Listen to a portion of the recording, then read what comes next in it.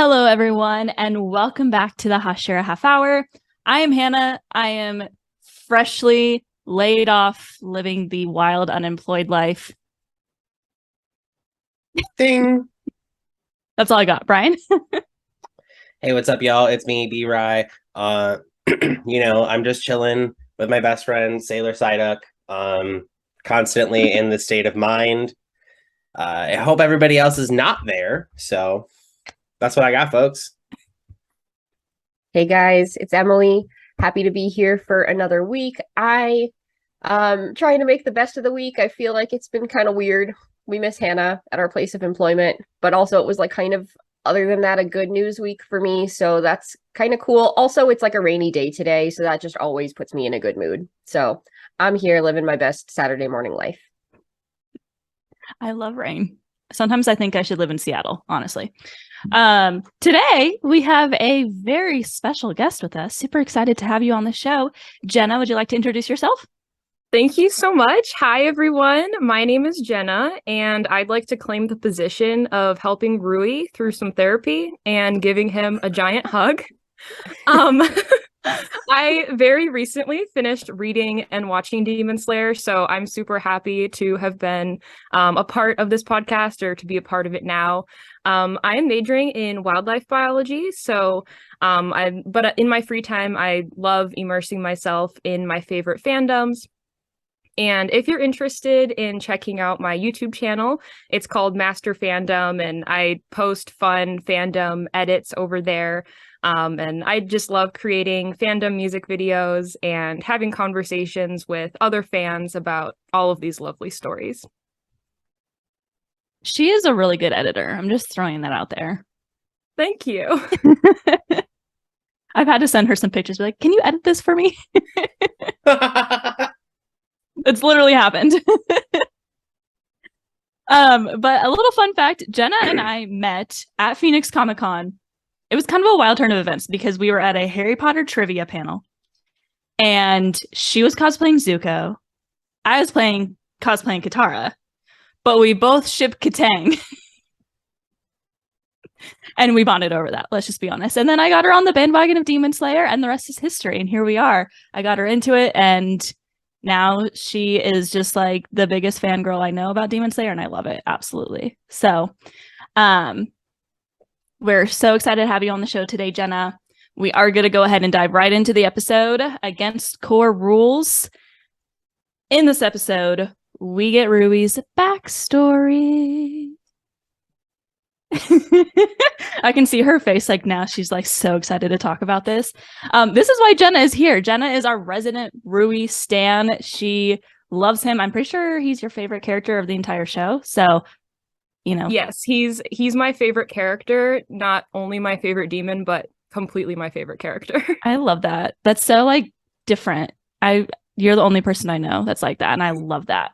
So, Jenna, would you like to talk to us about Rui? What was the thing about him that stood out to you the most to make you love him so much? Yes. Okay. So I am definitely the Rui stan. There are lots of things about Rui that I absolutely adore, and most of that will naturally come out during our discussion about him and the spider arc. For instance, his backstory just completely blew me away. And since it was the first real backstory that had lots of like substance to it, I think that's why it was just such a game changer for me. But I'll get more into that later. But one of the things I love about Rui so much is how humanized he's made as a demon in this episode, and kind of how we get to see that play out through all of these episodes in this arc. When in the beginning, we just kind of saw him as this kind of psychotic abuser. And so I think it's just so unique to have a demon to come this far and just to have such this tragic and sad backstory. And I think his power is incredible for him to make the decision of giving away his blood to all of these kind of pretend family members, and seeing how those powers and abilities grew to be so insane for each of them. And I think that if Rui had kept all of that blood to himself, It's crazy to think that he would have had the brute strength and the molting ability of his father. He would have had the kind of puppeteer control thing that his mother had, the ability to shoot poison and make people into spiders and create cocoons, to liquefy prey like his brother and sister, on top of the power he already had and his blood demon art. And to add to this, I just think it's incredibly fascinating to think that Muzan allowed that splitting of power to happen, when we see him get so upset at other demons like Hyogai for not eating enough. And I just can't help but imagine that if Rui had all of these abilities that he gave away to his pretend family members, that he'd for sure be an upper ranked demon. But I think like the main takeaway for me is knowing how strong he could have been, but he didn't want to go down that path. And as a demon, I think that's saying a lot. And Rui never really cared about like the numbers and this whole ranking systems, the ranking system that the demons seem to be obsessed with. He just wanted a family, which I think humanizes him a lot because, you know, he didn't want any of that power. And everyone wants to feel a genuine bond from their family members and their friends. And, you know, something that I picked up on while rewatching this episode, it made me realize, when Rui, right after his head got cut off, he explains that the more powerful he became, the less he remembered about his real family. And this really made me wonder if Rui was not only building this fake family because he was obsessed with that, but I also wonder if he was trying to grow this family because in a way it was making himself weaker. And in turn, he was remembering more of his actual family. And the thought of that is just like so extremely heartbreaking. And it just makes it seem like it's just like the first time we're seeing this humanization in a demon. And we see that he just regrets everything and is just trying to cope in any way that he can, while he's being continually manipulated by Muzan. But so anyway, I love this sweet boy. Dropping some truth bombs there, Jenna. My favorite thing is watching Bryan's face just go, oh. I mean, like, you dropped a lot of different things right there. Like, there was so much to unpack from all those statements. Like, specifically the, like, making yourself weaker to remember your human past. I was like, damn. That was something I totally just kind of put together in my recent rewatch of this, and it's just kind of like the puzzle pieces were just coming together, and it just made everything so much more sad. Definitely some like psychological things happening that we haven't really seen about a demon yet, so it definitely brought on some different feelings. I remember the first time I watched it crying over his backstory, and I was like, why am I crying over a demon? What is happening? You know, like he just tried to kill Tandro, my boy. Like it's definitely wild. So all good things. So kind of to go over a little bit of, you know, what happened in the episode, we see Rui's dark, like extremely sad past. We're starting to see this trend. These demons, they're not necessarily all just evil. They're messed up people who chose to walk down the wrong path because of what happened to them, right? It broke my heart to see Rui was just like a sick child that couldn't do anything. He was not allowed to go outside. So kind of diving a little bit more into it, just like thoughts on that sad background, why it's important to the story, and where do we kind of go from here? I'll let Bryan go first. I think his backstory is really interesting, right? Because from what we've seen so far, like tragic backstories have all been somewhat socially constructed, right? Like from a lack of friends, from like a loss of family. But his really didn't start that way, at least, right? He just had like a physically sick body.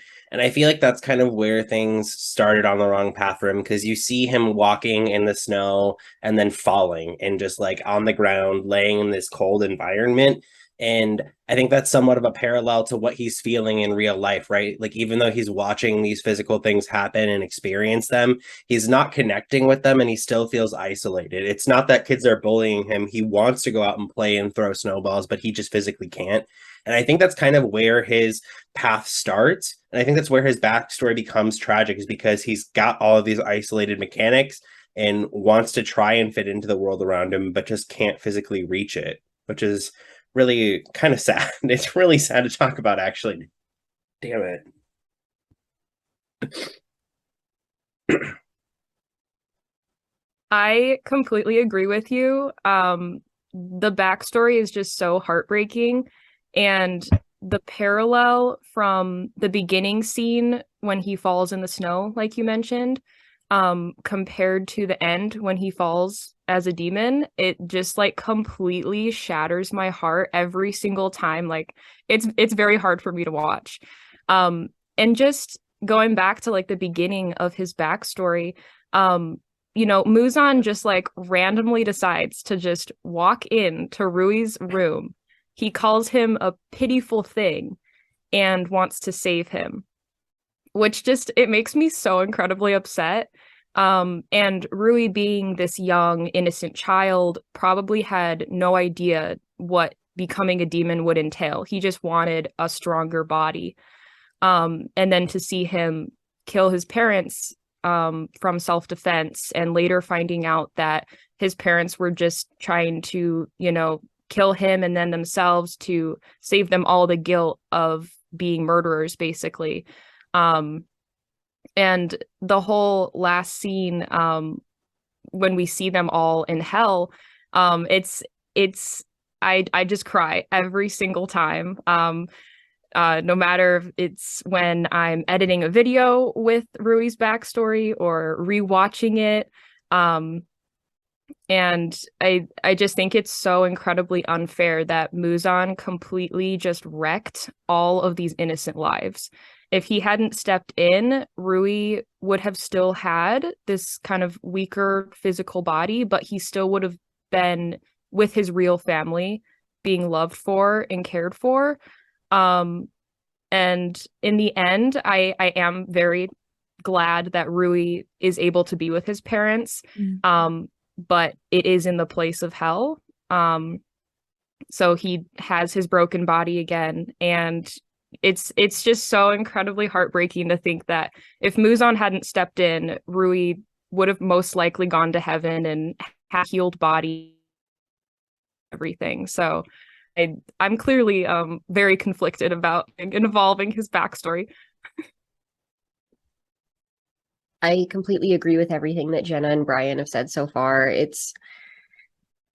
I don't think it's a question of like if what Muzan's doing is ethical. I think we know that like no matter what it is, it's not. But this is a child that we're talking about. And so to offer this kind of like strength and resilience like that, like a child's not, like you said, they're not thinking about what the long-term implications of that are. He just wants to go play. That's like what it comes down to. He's watching other children play in the snow and he just wants to be able to go join them like any little kid would want to be able to do. So when offered an avenue to go do that, even if he's a little bit mature for his age, like it's a no-brainer that it's something that he would take. And maybe even though the dialogue that he has is mature, like throughout the course of this episode and the previous ones that we've been able to see him in, like it is more mature, his way of thinking, but I still think that it's the thoughts of a child. And so there's not really a sense of like permanence to the crimes that are being committed. It's just, it is really sad and tragic, and it's a child. And, we've talked about like choices, and he, like, did he choose the wrong path? I think it's a little bit up in the air here, because like how much can a child really consent to these terms that are being offered, especially when they're not explained forthright. So like, could he really agree to this? I don't know. He did make a choice, but it's the choice of a child. Yeah, I mean, kind of going into my next question, because it really feels like Rui was never in a situation where he, you know, was bad. I feel like most demon backstories that we get, you know, we've already gotten or we're going to get, you know, in season 2, they were already doing like bad things. They were hated by people, and it was because humans were also mean to them. But like Rui was just trying to live his life, and Muzan just walks in and is like, yo, I can do something that's going to help you live longer. So going off of that, is Rui really a villain? Is he truly a villain? So my thoughts on this, and I don't think this will be a surprise, but absolutely not. I do not think Rui is a villain, and I will defend and protect him for all time. One thing that has continued to stand out to me about this story and what makes it so unique from other like hero versus villain stories is that all the demons are really just a manipulated, abused bunch of people who have been taken advantage of by Muzan. And even though these demons are representing villainous characters of this story, they all have in some way been destroyed by the real demon, which is Muzan. And a couple episodes ago, I think Tanjiro actually said that Muzan is truly the demon, and just manipulating all of these other tragic people. But of course, I do want to acknowledge that Rui did do some very terrible things to his pretend family members, especially the mother and the sister, which were very bad. I really don't want to overlook that, but what he did do to those people was horrifying. But kind of once you realize that Muzan was the person behind all of that, controlling him, it puts a different spin on kind of what a villainous character is. And throughout this spider arc, I think you guys actually mentioned this a couple episodes ago, but there's this idea of puppetry that keeps getting brought up, especially with the mother spider, which then led to Rui being this puppeteer of all of his family members. But now it kind of makes it appear as though Muzan is really the ultimate puppeteer of Rui and the rest of all of these demons that he's controlling. And if they mess up, there's drastic consequences for that. You know, we saw Kyogai be eliminated from the ranking, and what happened to Susumaru with the Kibitsuji curse. And so ultimately, Muzan is manipulating broken people into thinking that turning into a demon is their ticket to freedom. But that's so wrong and messed up. And if I were a demon slayer, I would for sure be fighting him right now to save all of these demons. I'm so over Muzan. You got to go through your training arc first, Jenna. Yeah. On this show, that's only like 3 minutes. So yeah, true. You got to go through your training arc, and you got to go through a few level up arcs too. You For also sure. have to go through the cockroaches fighting arc too. oh my gosh. Jenna touched on it beautifully, but I think that my answer is a little bit different to this question. Is Rui a villain? I would say it depends on who you ask. It's all about reference, right? And we obviously have a lot of reference because we're sitting here as the audience and like get to passively see this story. Nobody else knows this. This is like all an internal monologue. And so, you know, you have Tanjiro who sees the best in people. But on the other hand, like Jenna touched on, there is the family that was not treated well. And there's all these demon slayers that died on this mountain. Like, if you ask them, I would say that they think that Rui's probably a villain. And I don't know that that's incorrect. I mean, people are being like literally squelched in these like nasty cocoons. So it's all about who you ask, like whether or not his reasoning in his own mind was justified. It's like, these are still things that happened. So I think that his circumstances are very unfortunate. I don't know that I personally think that he's really a villain. I do think that Muzan plays a big part in that puppet master scheme as well. But something that's interesting about that too is that it seems like this is one that he was kind of hands off with after the transition. And we talked about that a little bit. Like why isn't he checking in on this? He's letting him like play house basically, which seems kind of unheard of because he usually wouldn't want demons to band together, because there's the risk that they would band together against him at that point. So like, why isn't Muzan checking in on this? Maybe it's because he also sees him as a child and is like not really worried or doesn't perceive a realistic threat. But I think it's interesting that we see that like some of these other demons have been met with consequences, and it doesn't seem like, at least at this point in time, that there has been one for Rui. So Muzan's fault. Muzan is the original sin here. I don't know, but Rui is still like actively engaging in stuff. And so I think depending on who you ask, some people might say that he is probably a demon, and well, definitely a demon, a villain. Yeah. I feel like I fall somewhere in the middle on this question. Really, like, as the arc started, obviously, like, he's the main demon that we see. So, like, of course, presumed villain. By the end of this arc, though, like at the end of this episode, I think he falls to anti-hero territory. And I think that's where I want to categorize him, because you almost want him to succeed. Like, you almost want him to like make it out of the fight alive to a certain extent. Like, looking back retrospectively, you're like, oh man, I wish he could have done better. Like, maybe Tanjiro's heart would have broken through to him. Like, maybe that's a long shot, but at the end of the story here, like, you look at this and you're like, man, he went through a lot, and he really was just trying to chase after something that in his backstory he originally had. Like, he was really under the impression that he like wasn't loved and was trying to chase after love when he had it the entire time. And as he's dying, he realizes that. So I think he really just kind of shot himself in the foot in the sense of trying to build all of these things when he just needed to be a little bit more conscious or see the fact that his parents were trying his best. I know that they probably, struggled a lot with his, sickness and stuff like that, but still, I feel like it's a very sad story, which makes you almost want to root for him. So I feel like he's the new Taylor Swift.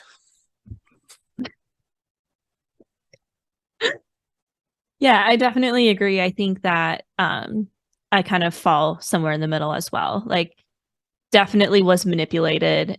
Muzan is, of course, the real true antagonist of the story, the villain that we all want to like take up our swords and go fight, right?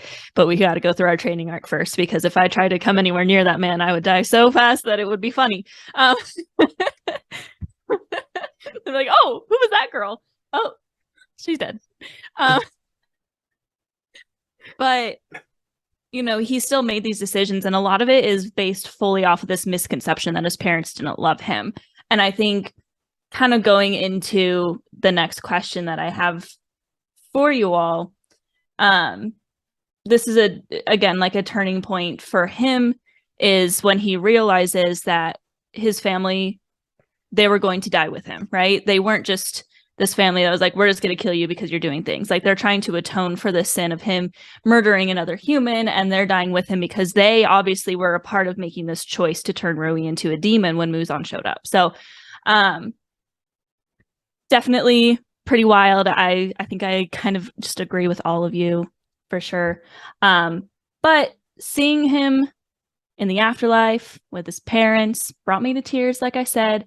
And this is a very powerful aspect of the story. And I think it kind of flows well with Tanjiro's character. Hear me out.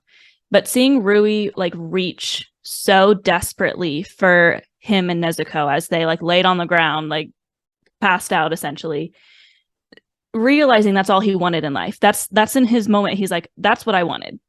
And he honestly had that. He just was manipulated into believing that he didn't. It was very powerful. We're seeing that he's more than just a villain. He made those bad choices. He deserves to go to hell. But again, setting up the story, much more of it's not good versus evil. I know I've touched on that. People try and say that it is, but it truly isn't. And it's a perfect exhibit of that, right?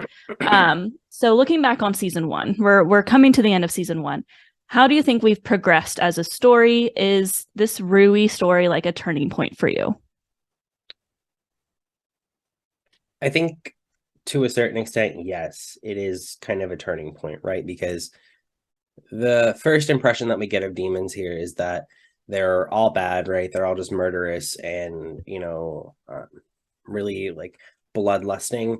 And, that's kind of what we see initially out of Nezuko too, when she first gets turned into a demon, is that she becomes this, monster, so to speak. And now when we're at this point in Rui, right, we've had stories about Kyogai, we've had stories about Tamari Demon, we've had stories about like kind of all of them so far.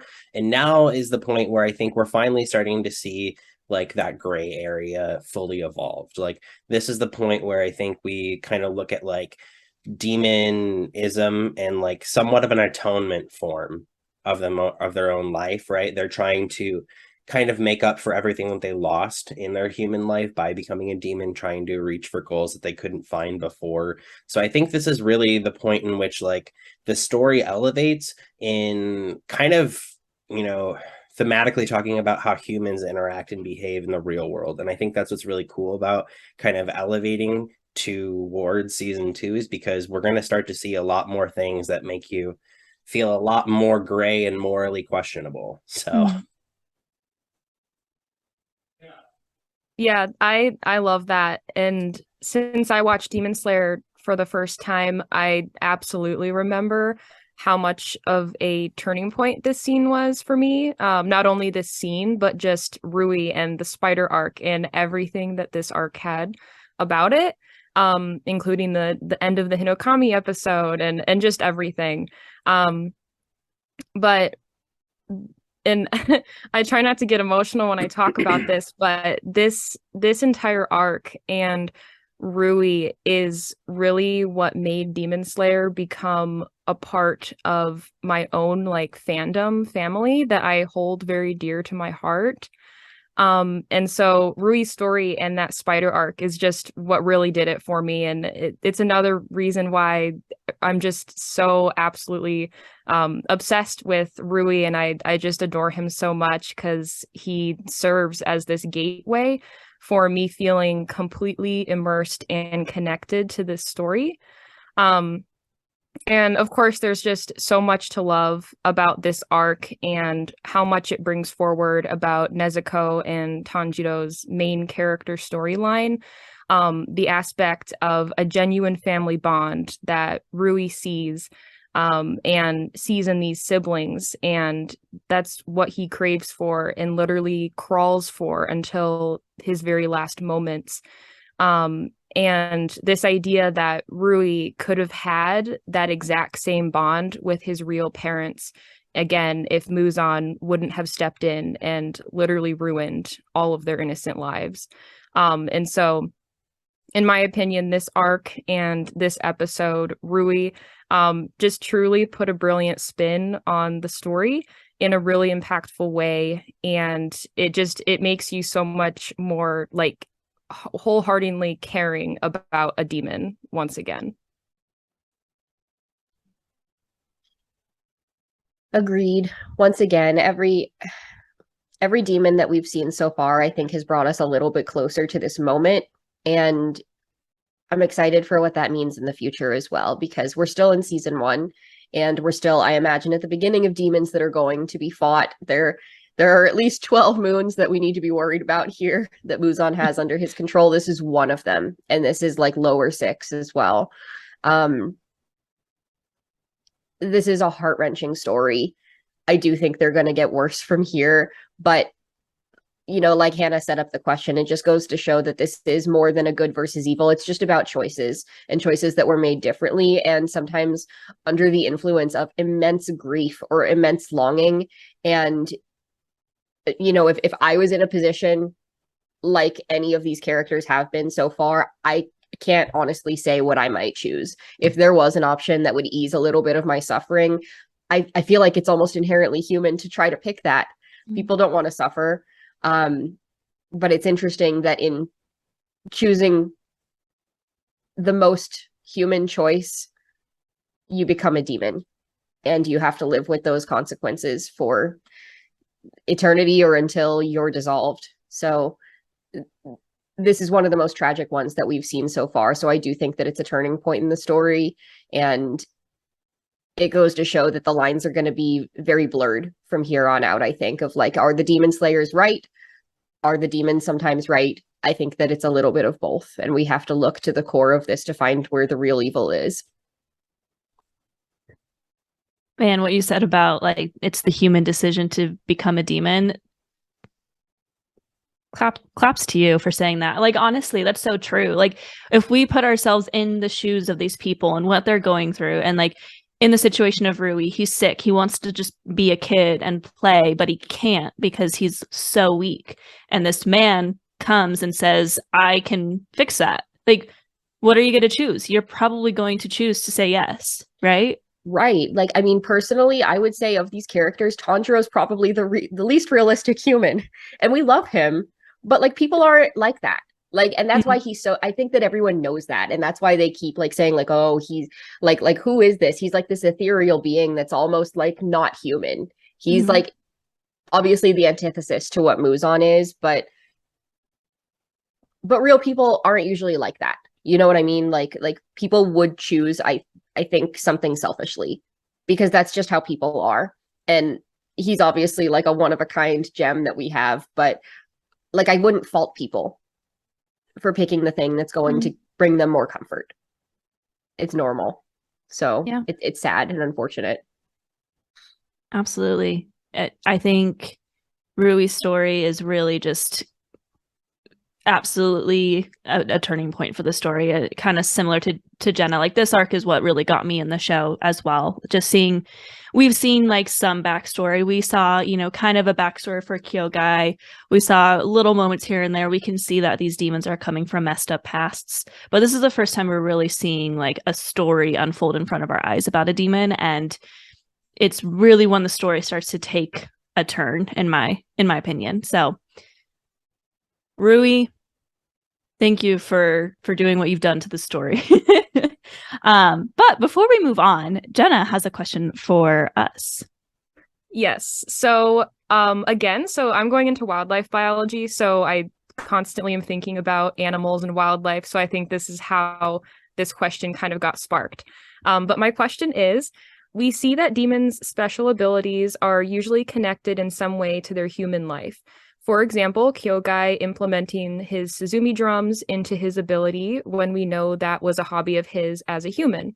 Or Susumaru with her Tamari ability after inferring that she was probably someone who enjoyed that kind of sport.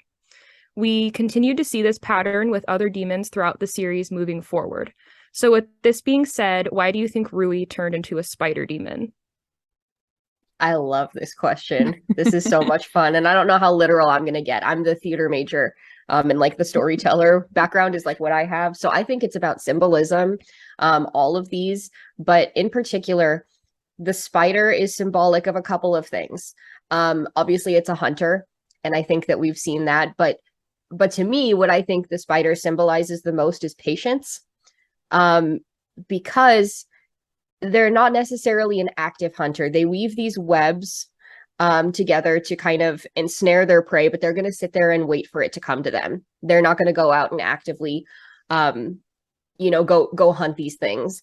So obviously there's like the literal iteration of this here. There's like the literal webs and the literal strings that are like ensnaring all these demon slayers on the mountain. So you've got the patience there. But if we look at like the metaphorical meaning here, it's like the bonds. It's like he's stringing all these things up and hoping that something will come to him. And so we see like throughout this hunt of these last several episodes that he's not super actively involved in the actual hunt of anything that is coming until Tanjiro and Nezuko make their way up the mountain, is when he becomes a little bit engaged. And even then, I think he waits until the last minute when he realizes that things are getting serious, to actually like engage in this fight. So I think it's perfect. And it calls out to the backstory that we just discussed as well. It's like he's putting out these feelers, these strands, these bonds, and he's waiting for somebody to come to him. He could have had it the whole time. He could have had it with his parents, but now he's putting these patient traps out there and waiting for what he wants to come to him. So I think the spider is very fitting. Yeah, I agree. I think the spider is very interesting in this moment, right? We see a couple of different ways that kind of he like implements this spider meaning. Like looking at how humans view spiders, right? They're somewhat misunderstood, right? Like spiders actually serve a purpose in the wildlife. Like they actually eat on like dangerous insects that could be bad for humans, and like they actually serve like a really great purpose in like the chain of life. And I think that's kind of where Rui fits into this piece of the puzzle, is that he is also extremely misunderstood, right? Like he didn't have the context of his parents like wanting to do something better, and he himself was wanting a bond that he kind of already had in the sense, right? So there's just a lot of misunderstanding around his character, and like he probably wouldn't have been that scary had someone made the attempt to reach out. And again, like somewhat like spiders in the real world, right? Like spiders don't just bite out of nowhere. Spiders bite when they're provoked. And so like when you look at it from that aspect, right, you see that like he was only doing things really in a reactionary sense because he wanted to protect himself and his pretend family. So at this point, right, we really are seeing kind of nature and life imitate art here. So I think it's a really interesting kind of parallel to see how he really does implement like the actual physical spider and its kind of misconceptions. Man, good stuff. Yeah, it's interesting because I feel like most of the character designs of the demons are very literal translations of what they did in their human past, but Rui's isn't really. It's more metaphorical, like Emily said. And I definitely agree. I think that the first thing that comes to mind when I think about like his design was he so desired those family ties. And, it was like he used webs to, to fight, and like webs keep everything together. Very like random, but like that's the first thing that thought came to mind. But I have a slight theory, and this is really out there, but I feel like I just need to throw it out into the universe. So Muzan is searching for the blue spider lily. We've already established that we feel like Rui is kind of like a favorite amongst like demons. In fact, we're pretty much sure he would be an upper moon if it weren't for the fact that he was sharing his power with all these people. But Muzan just kind of lets him do this thing. So I think he's kind of a favorite. And I think Muzan is the one who like designed his demon form. So I feel like he just, because he's searching for the blue spider lily, he made him into a spider demon. I don't know. That's just me theorizing randomly, but more of the metaphorical stuff. Yeah, I think actually what all of you said is super interesting, and something I guess I had never really thought about any of that. I kind of took more of like the scientific route, I guess, which makes sense because that's what I'm going into. But and I guess because I do love spiders, they're just incredibly intelligent and strong and have adapted for so long on this earth. But so here's kind of my theory on this. But like we talked about earlier, we know that Rui was born very physically weak. And I think the main reason why he turned into a spider is because of their spider webs. Spider webs are like an integral part of spiders' lives, and they are one of the strongest materials on the planet. And it's even stronger than steel, and from my knowledge, I'm pretty sure scientists are still trying to find a way to replicate a material that has the strength of a spider web. And so I think Rui literally went from being the weakest to the strongest. And even what we mentioned previously, or what he mentioned previously, was that his skin is even more durable than his webs, which I kind of thought was implying that like even his entire body is stronger than the strongest material in the world. And I think that the author of this story really did his research on spiders. We saw this throughout the different abilities they had. We saw this with the father spider, and how he molted, and how that's actually what spiders do in real life when they grow and when they become stronger. So that's kind of like my main reasoning behind it, and it's just something I've been thinking about for a while. And then another really quick side note to this, for why I think he potentially turned into a spider, was because we saw him in these flashbacks constantly, standing alone in the snow in a distance, watching the kids play. And I think that this is a really key moment for the audience to understand that he spent a lot of his time being alone and being secluded, being solitary from any other interaction that he could have had with other people if he had a stronger body. And so there's a couple famous or popular spiders out there called widows or recluses, which I kind of drew the connection to him being a spider. He's alone, he's reclused, he's like a widow. And so that's just my thoughts on it. But I think there are probably so many reasons for why he's a spider demon, and I just absolutely love speculating about that. I love how you all like had these very deep meanings, and I'm like, blue spider lily, favorite of Muzan, spider. I still love that though, Hannah. It's so out there too. Like, yeah, I just felt like saying it. But amazing stuff. Rui, again, amazing character. We stand Rui in this house, and I am hosting, so we do need to talk about Tanjiro for a moment. Something very, very powerful. I want to call out his speech to Giyu because that really resonated with me. We've talked a lot about Rui and like his villainous origins and how he really was very manipulated. He still like chose to make these bad decisions. And Tanjiro says like, I will not hesitate to bring down my blade because I want to stop, all this grief from happening, but I will still show empathy. It's like he understands like everything that we've talked about from both sides. And I think that he's able to see this from a different side, mostly because Nezuko is a demon, right? And he is able to look at things differently from all the other demon slayers because he's had this very specific situation. But how powerful did you find this speech? And do you think it affected Giyu in this moment, considering Giyu didn't remember or recognize Tanjiro in the moment that he gave him this speech?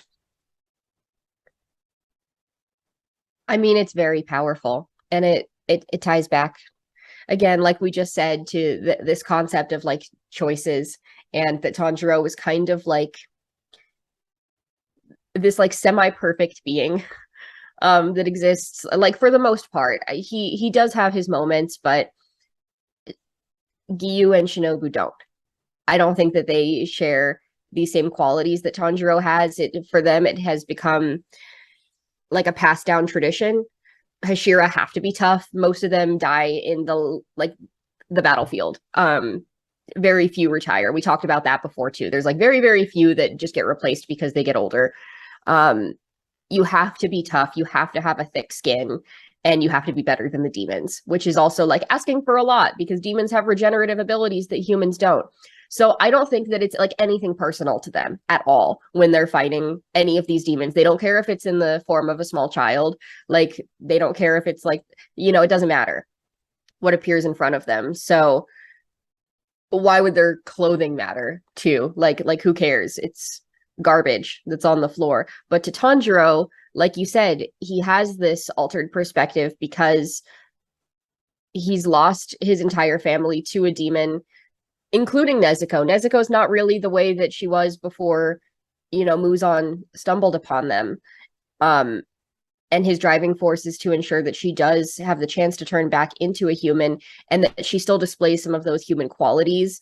And so I think that he does see his sister in these other demons as well. And he's like, you've made bad choices that I can't agree with. Part of this deal is that Nezuko hasn't killed anybody. And that is a big difference between her and the other demons that we've encountered. So I don't think that he can forgive the demons for doing that, knowing what has happened to the rest of his family, but he can still relate to them because Nezuko has been transformed. So he knows that it begins there. This is not something that happens spontaneously. It's something that they're manipulated into. So I think it's extremely powerful because I don't think that the Hashira have really considered that in a very, very long time, if they ever have. I think that it's just another day's work to them. And I do think that if it affected you, I think that this is what probably triggered that memory in the first place. Because he's just like working right now. He's working with his least favorite coworker, by the way. And he's like, man, this shift is gonna suck. He needs his bestie. But he doesn't have one of those. Just like, who's his bestie? I don't know. He himself and him.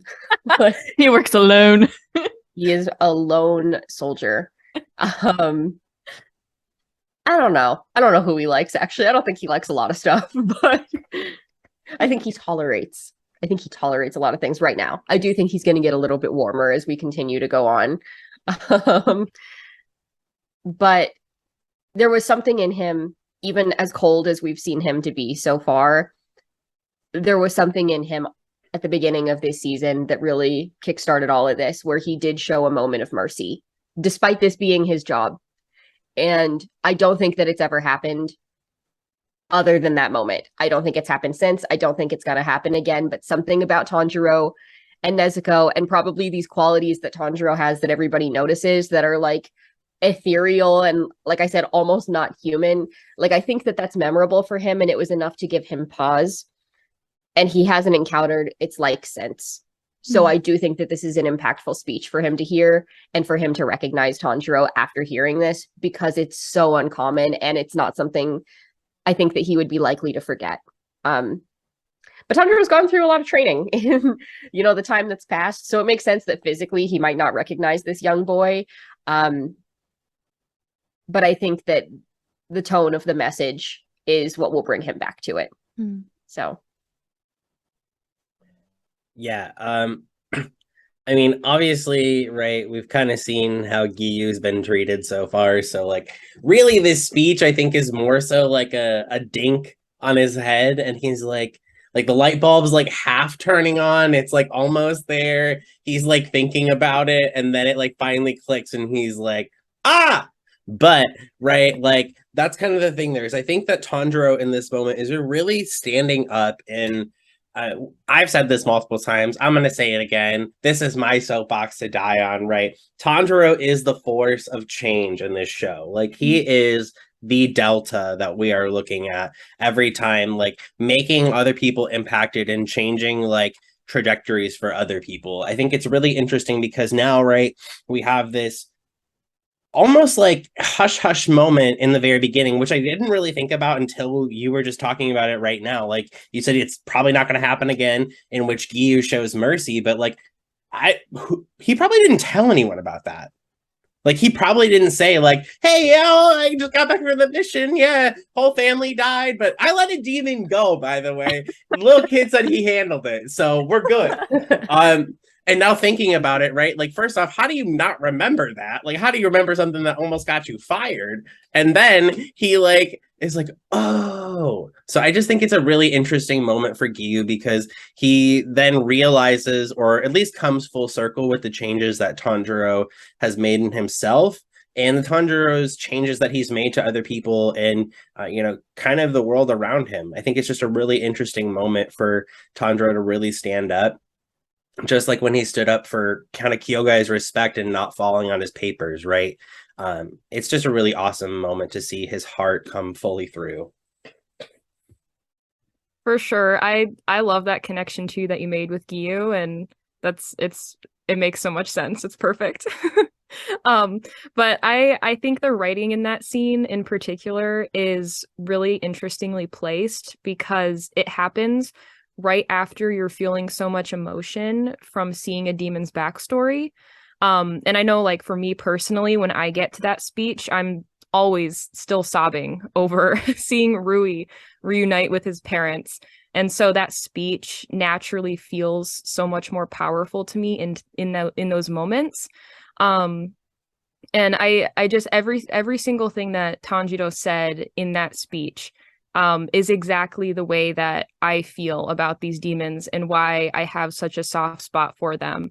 And again, I think this really reflects well on Demon Slayer's, the story's ability to not fall into the the stereotypical category of like heroes versus villains or good versus bad. I remember so clearly the second I finished this episode for the first time, I texted Hannah and I said, is it bad that I'm obsessed with Rui because he's a demon? And that alone proves how well this story is constructed, that my mind would think that way. And to answer the second part of your question about Giyu, I think it probably didn't really affect him in that moment until he remembered. And I think that impacted him so much to take action. And so it was kind of like he had to remember things from the past and to remember Nezuko and what Tanjiro is doing for his sister to help him snap into action so fast, to protect Nezuko from Shinobu.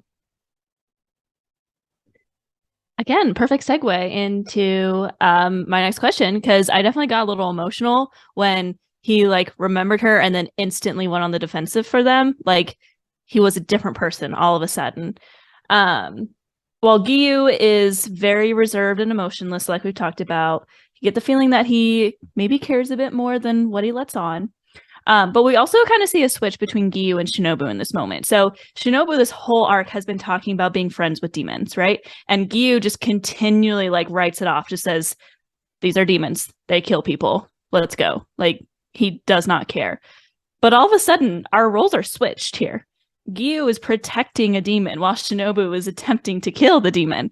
How do we feel this progresses these characters? So I think yet again, it's just another example of how compelling these demons are and how much empathy we can show for them once we know more about their past. And in that moment when Giyu is stepping on Rui's clothes after he's died, we see this complete full 180 in the way that he decides to treat a demon. And he's actively making that decision so fast to protect Nezuko.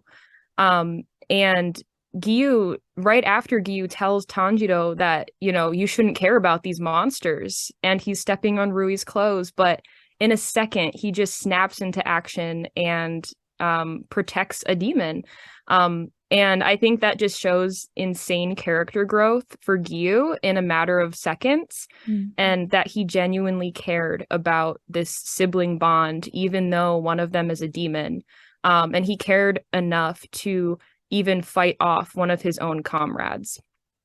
And on the flip side of that, I do wonder about Shinobu because, you know, we see her wanting to be friends with demons. We kind of saw that with the sister spider before she eventually killed her.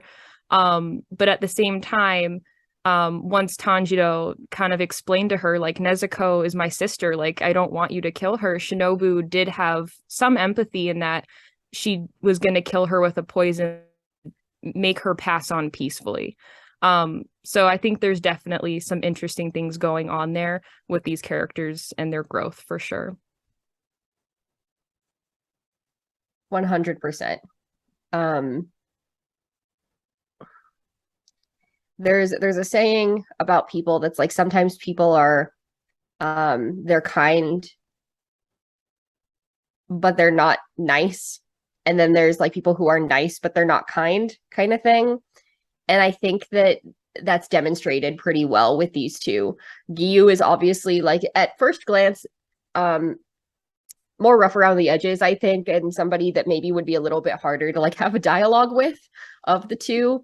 But there's something that's more genuine, I think, about his reaction here and about everything that he said the entire time, because he has experienced immense growth in this moment, just like Jenna said. But when it comes down to it, I think that, like, if some other random demon were to just show up, I don't think that he would hesitate to just like take them down in a moment. It's something that's special about Tanjiro and Nezuko specifically. I think, again, this is like the moment where he's recognizing them, and this is like two people that he's taken a gamble on a little bit, but he's trusting in his instinct enough so that, like, back then he sent them to his trainer to try to make something happen. He said in his letter, like, I think that there's something special about these two. And I think that he did that with the risk of, like Bryan said, like, effectively getting fired. I don't even really know how that works for Hashira, but I imagine that the penalty is pretty steep. He's risked a lot to protect these two, and so I don't think that that's stopping now. In the moment that he does recognize them, he's willing to fight for the decision that he's made.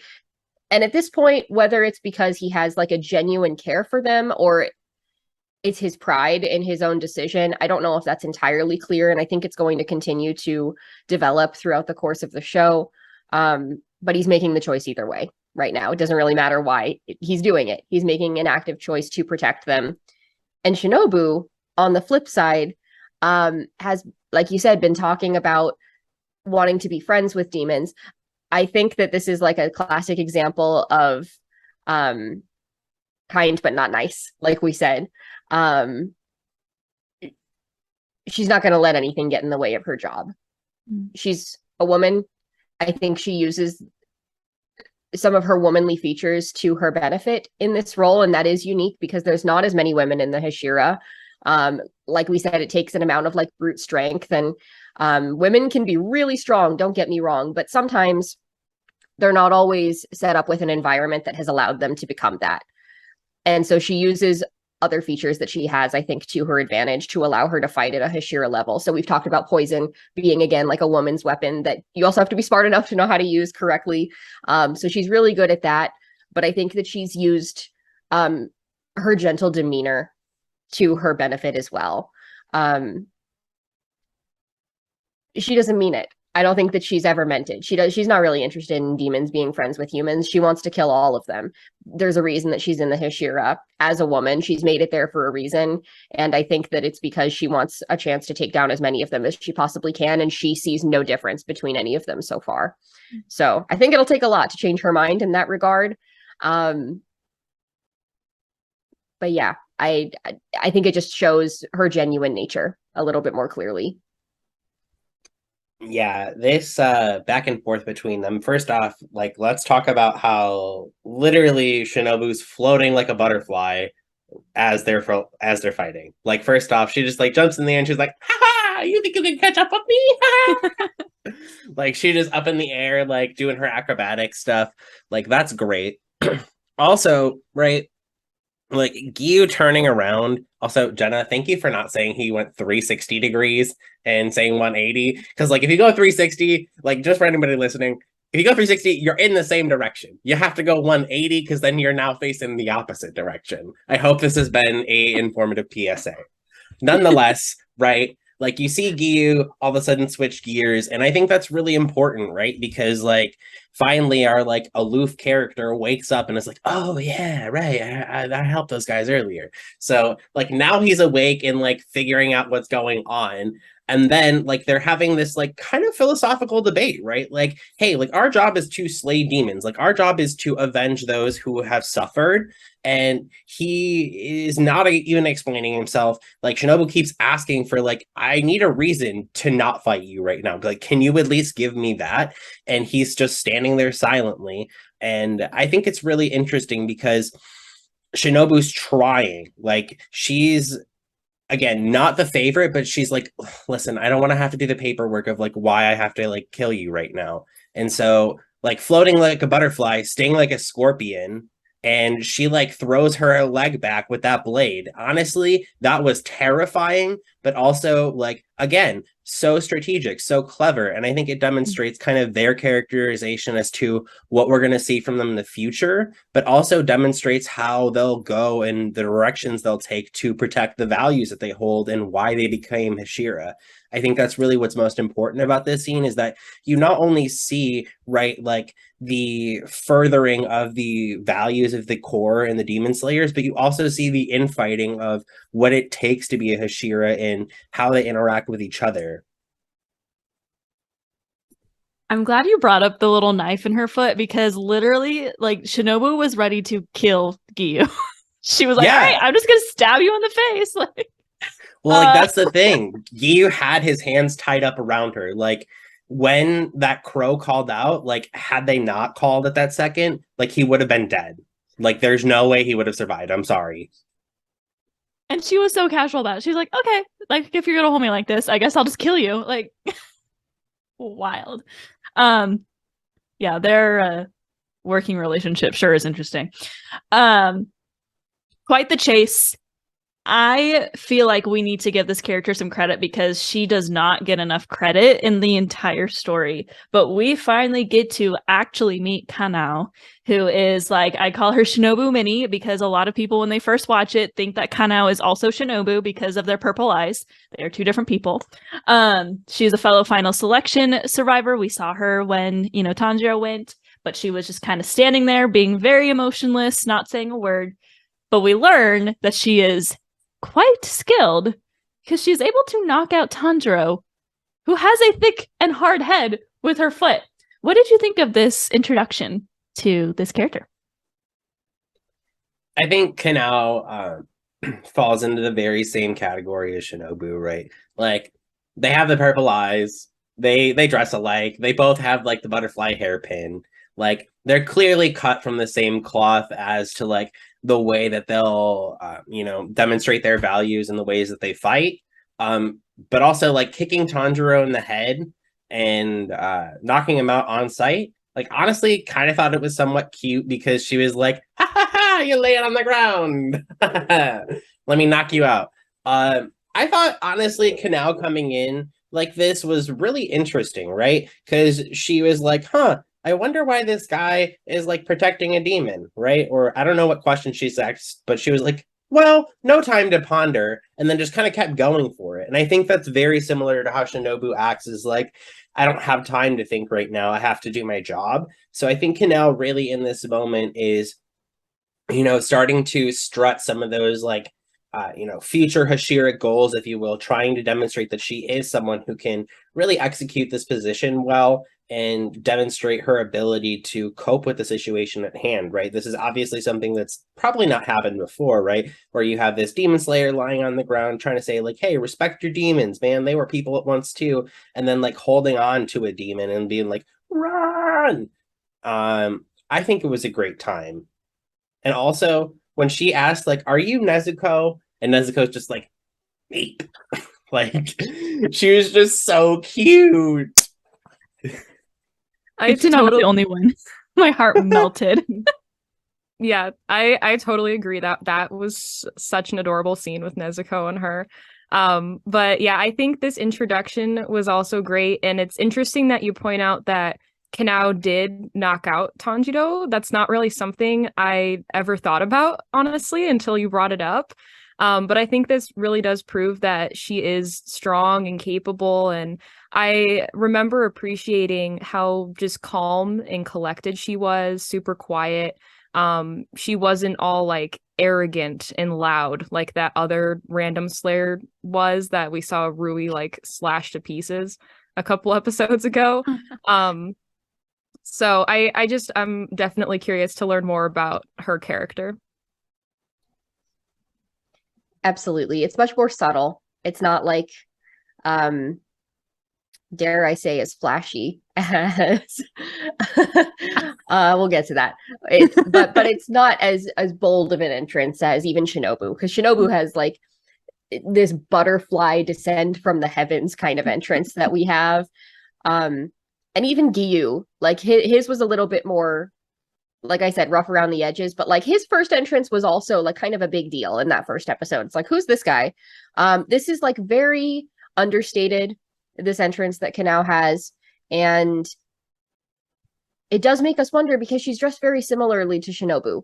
So I think it makes us wonder in this moment, what is her significance in the story? Like is she another Hashira? Is she like an assistant? Are Hashira allowed to have assistants? But like they're dressed the same, so like what's going on here? Similar skill sets, similar tools that are being used. So I think that it poses more questions than it does answers in this moment, which I always like. I like to be left wondering. Me too. And they do a really good job at just like introducing characters, but very like minimally. So you're like, who is that? Oh, guess I'll find out later. But yeah, her entrance literally was just her falling from the sky, knocking Tanjiro out. So pretty, like, it can be wild, but also very minimal. So, which works for the character.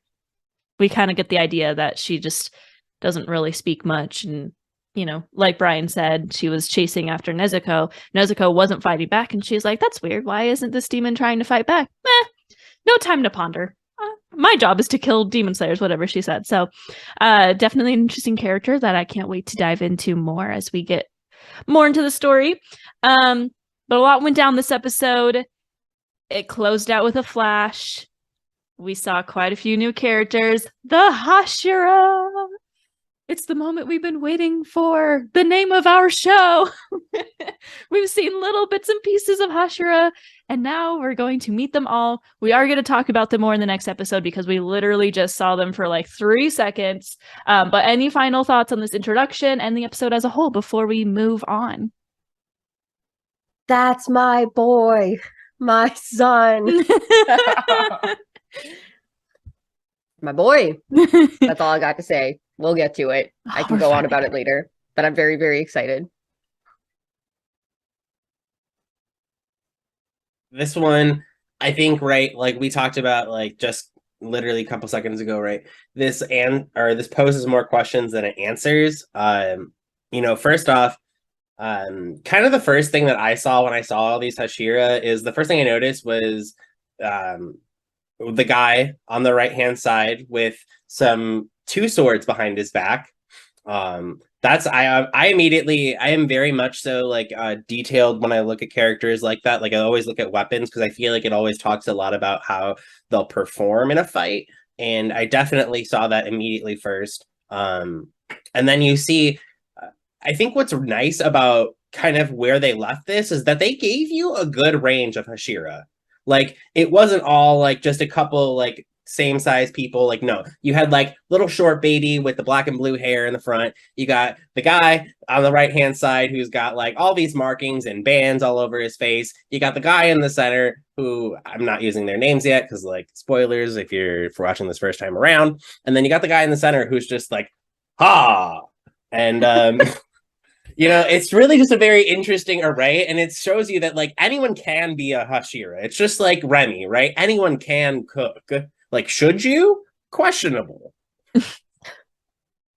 I was not expecting to talk about Ratatouille today. That took a turn. I love that you brought up the diversity of them because definitely when I watched this for the first time, I remember, and this is kind of random, but I remember thinking like, oh my gosh, look at all of this color. There's so much color, and I love that. And the tall versus the short and all of that diversity there. And it made me super curious to want to learn more about each of their abilities and powers. And it's just such an iconic scene to end off on as a cliffhanger. It's just awesome. Yeah, you definitely get the idea that, like, obviously they say that these are the Hashira, so we know they're important, but just their character designs are so wild and out there. You're like, okay, way more important than the random slayer that didn't even have a Haori, was just like in the uniform. Like, definitely way more important. So very excited to dive more into these Hashiras. Great episode as always. We are running out of time, so we're going to go ahead and transition into our favorite moment from the episode, and I will go first. I feel like this episode had a lot of emotional hold, just like many of them have. And it did, as Demon Slayer does so well, is throwing in those comedic moments to make you laugh, even in the midst of like a pretty sad scene. I loved Giyu and Shinobu's little chase. We kind of talked about her just being willing to kill the man, which was wild. They have been semi working together, and the constant jabs have been hilarious, but my favorite moment was when she was like, this is why people don't like you, and he's literally like, protecting Nezuko at this time. You think he's about to say something like, I'm protecting her, and he goes, I am well loved by people. And even Tanjiro was like, what is going on? He's so confused as to the conversation that he chose to go with. And Shinobu was just like, what the heck, man? Like, I'm asking you why you're protecting this demon, and you're choosing to tell me, no, I'm loved by people. Hilarious. Just keeps on moving forward with their little back and forth that I love so much. I love Giyu. I'll be your friend. I will be your friend. Don't worry. That is so sweet. I love that's such an amazing moment too, and even like with the funny like sound effects too with their facial expressions. I love it. So for my favorite moment, I feel like this is probably obvious since I've talked about it to death by now. But it is the moment when Rui reunites with his family, and when Rui's eyes just pop open, his tear-filled eyes, when his father says that's not true, in response to Rui thinking he won't ever see his parents again. And just his face and the way he's looking at his mother and father, almost in this kind of mystical way, like, is this real? Like, do I even remember what these people look like? Like, is this fake? And his mother responding and saying, like, you know, no matter where you go, we're going to be with you. And it's so incredibly emotional, and it just tears streaming down my face every time I talk about it. I love this sweet little boy so much, and I just want the best for him. I want to give him a hug. I love Rui so much. Both very good moments.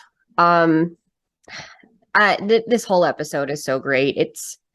I feel like it would be hard to pick any one moment, but the moment with his parents is really powerful. I think that's like the most tear-jerking moment for me. So on a serious note, that's probably my favorite. There's something about him finding that connectedness again, even if it's only for a brief moment, and like the love of a parent being willing to like go into hell with your child if that's what's going to save them, then so be it. Like, there's something very beautiful about that. So I think on a serious note, that's my favorite. On a less serious note, we're seeing Rengoku for the first time, and he is my boy. So that's that like coming. just a little glimmer of some sunshine for me at the end. Well, listen, we don't get a lot of time with him, so I am going to take every moment that I can. As you should. He deserves it. He does. For me, honestly, a lot less emotional, but a lot more context, right? Because I always like to also think about like, okay, like how realistic is this fight, right? Like, obviously, Demon Slayer is not realistic in a lot of senses, but the one thing that we did get out of this episode is we get to see the background of like what happens after a fight, right? Like, you see the Kikuchi out working, like, oh wow, like Lady Shinobu, she made this antidote so quickly, just like looked at it and was like, ah, here you go. Right. And then they're like wrapping people up. They're like, oh man, we got to get going. Like, we got to get these people home. I want to get out of here.